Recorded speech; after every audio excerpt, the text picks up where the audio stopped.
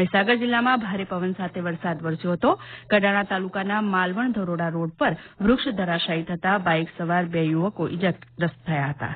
લુણાવાડા જિલ્લા સેવા સદન કચેરીનો એક માર્ગ વૃક્ષ પડવાને કારણે બંધ કરાયો હતો.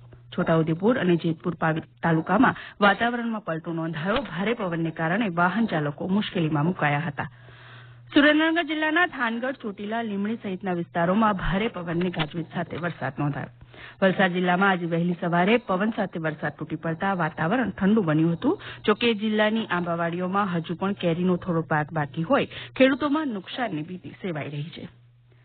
રાજ્યમાં આગામી 5 દિવસ સુધી વિવિધ વિસ્તારોમાં વરસાદી માહોલ જોવા મળી શકે છે. હવામાન વિભાગના જણાવ્યા મુજબ આગામી 5 દિવસ દરમિયાન ગુજરાત, સૌરાષ્ટ્ર અને કચ્છમાં પવન સાથે હળવાથી મધ્યમ વરસાદ હોવાની સંભાવના હવામાન વિભાગના વૈજ્ઞાનિક રામાશ્રય યાદવે જણાવી હતી. દક્ષિણ પશ્ચિમ ચોમાસું આગામી 2 થી 3 દિવસમાં કેરળ અને તમિલનાડુના કેટલાક ભાગોમાં આગળ વધે તેવી સાનુકૂળ પરિસ્થિતિઓ સર્જાઈ રહી છે.